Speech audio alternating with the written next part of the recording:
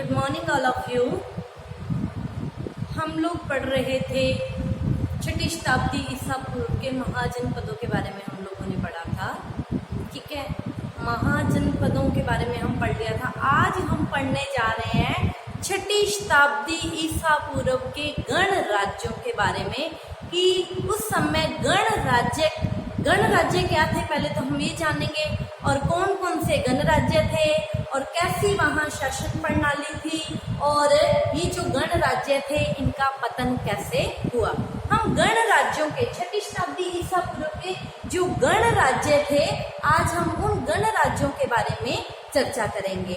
तो देखो गणराज्य क्या होते हैं। देखो कौटिल्य ने अपने अर्थशास्त्र में गणराज्य के बारे में क्या लिखा है कि गणराज्यों में प्रत्येक व्यक्ति, गणराज्यों में क्या होता है प्रत्येक व्यक्ति मतलब हर एक व्यक्ति जो वहां का रहने वाला है। गणराज्यों में प्रत्येक व्यक्ति राजा होता है। ठीक है, प्रत्येक व्यक्ति अपने आप को क्या समझता है, राजा समझता है, और ना राज्य में कोई छोटा होता है और ना ही कोई बड़ा होता है। सभी क्या होते हैं, समान होते हैं। जब सभी समान होते हैं, हर व्यक्ति अपने आप को राजा समझता है, वहां उससे क्या कहते हैं, गणराज्य कहते हैं। ठीक है, कौटिल्य ने अपने अर्थशास्त्र में गणराज्य के बारे में ये लिखा है। ठीक है, अब अगर हम शाब्दिक अर्थ देखते हैं गणराज्य का, तो गणराज्य का शाब्दिक अर्थ क्या है। गणराज्य वह राज्य होते हैं जहां जनता के लिए जनता द्वारा शासन किया जाता है, उसे गणराज्य कहा जाता है। गण मतलब लोग, जहां जनता के लिए ही, जनता द्वारा, जनता ही करेगी, जनता के लिए ही शासन, जहां जनता मतलब लोग, जहां जनता के ही लिए जनता द्वारा ही शासन किया जाता है, उसे क्या कहा जाता है, गणराज्य कहा जाता है। ठीक है, छठी शताब्दी ईसा पूर्व में बहुत सारे गणराज्य विद्यमान थे, और गणराज्यों में जो शासन की सत्ता थी, शासन जो सत्ता थी या शक्ति थी शासन की, वो किसके हाथों में निहित होती थी, गणराज्यों की जो सत्ता होती थी, शक्ति होती थी, जो वहाँ का शासन होता था वो जनता में ही निहित होता था। जनता में निहित हो सकता था, या जनता एक गण चुनती थी या एक परिषद बनाती थी, एक समूह बनाती थी, और वो समूह जनता की तरफ से बनाया जाता था। तो वो समूह शासन करता था। तो देखो छठी शताब्दी ईसा पूर्व में बहुत सारे गणराज्य विद्यमान थे। गणराज्यों में शासन सत्ता जनता के हाथों में निहित होती थी, और या फिर हम कह सकते हैं कि जनता एक गण या एक परिषद या एक समूह बना लेती थी अपनी तरफ से कि हमारी तरफ से ये आया है, और हमारी बातों को या जो सा भी हम शासन चलाना चाहते हैं, जो हमें चाहिए, हमारी तरफ से ये बात को रखेगा या हमारी तरफ से ये शासन करेगा।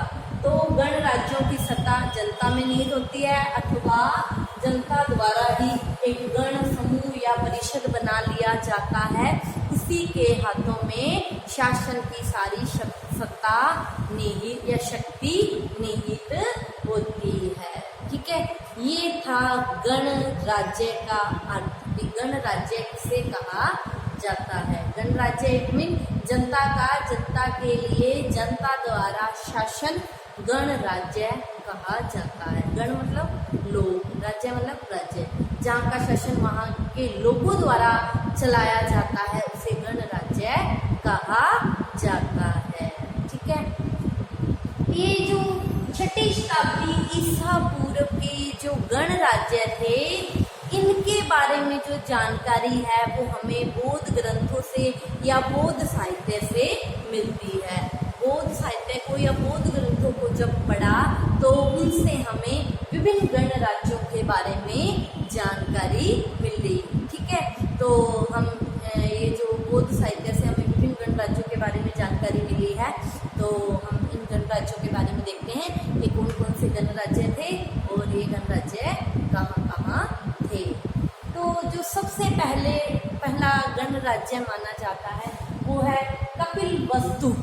ठीक है, कपिलवस्तु यहाँ के जो लोग थे शाक्य क्षत्रिय कुल के थे, शाक्य क्षत्रिय कुल के। कपिलवस्तु कुछ याद आया? मैंने आप लोगों को महात्मा बुद्ध के बारे में बताया था। महात्मा बुद्ध के जो पिता थे, ठीक है, वो यही कपिलवस्तु के ही राजा थे। मैंने आप लोगों को पहले भी जब महात्मा बुद्ध करवाया था तब मैंने आपको ये बात बताई थी। कपिलवस्तु, महात्मा बुद्ध का जन्म कपिलवस्तु के अंतर्गत ही हुआ था और उनके पिता शुद्धोधन यहीं के ही कपिलवस्तु के ही राजा थे। कपिलवस्तु के जो ये लोग थे ये शाक्य कुल के थे, शाक्य क्षत्रिय कुल के। ठीक है, तो सबसे पहला गणराज्य जो था वो था कपिलवस्तु के शाक्य। ये देखो, ये जो कपिलवस्तु था ये कहाँ था? नेपाल की सीमा पर हिमालय की तराई में ये गणराज्य स्थित था। कहाँ था? नेपाल की सीमा पर हिमालय की तराई में कपिलवस्तु ये जो गणराज्य था ये स्थित था।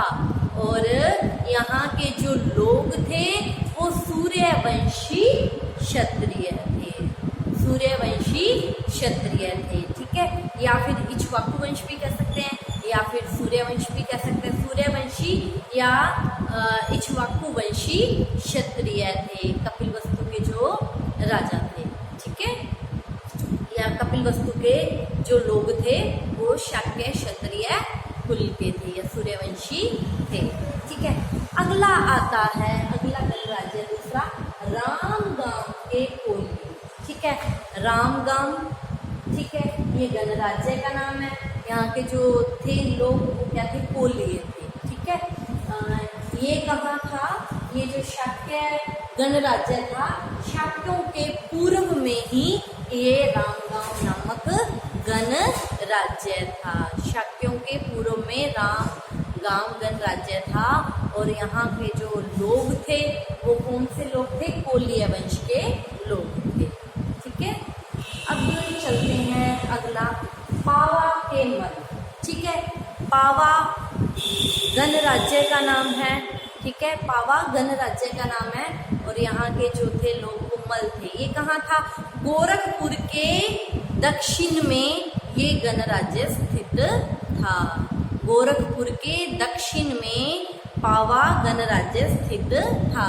ठीक है, और यहाँ की एक इम्पोर्टेंट बात ये थी कि यहीं पर महावीर स्वामी जी का देहावसान हुआ था या फिर यहीं पर महावीर स्वामी को महापरिनिर्वाण की प्राप्ति हुई थी, यहीं पर उनकी मृत्यु हुई थी। कहाँ? पावा में। ठीक है, पावापुरी में महावीर स्वामी का देहावसान हुआ था। और ये जो पावा गणराज्य ये कहाँ है? गोरखपुर के दक्षिण में ये गणराज्य स्थित है। ठीक है, तो हम लोगों ने गणराज्य का अर्थ जाना, गणराज्य के शासन को कौन चलाता है इसके बारे में पढ़ा और इन गणराज्यों की जानकारी हमें कहाँ से मिलती है? बौद्ध साहित्य से हमें इन गणराज्यों की जानकारी मिलती है। अब हम ये पढ़ते थे कि ये गणराज्य कौन कौन से हैं जिनका उल्लेख हमें बौद्ध साहित्य से मिलता है। ठीक है, तो हमने 3 गणराज्यों के बारे में पढ़ा। आगे के जो गणराज्य है वो हम आगे की क्लास में चर्चा करेंगे। आज की क्लास में इतना ही। आप इसका स्क्रीनशॉट ले लीजिए। Thank you class.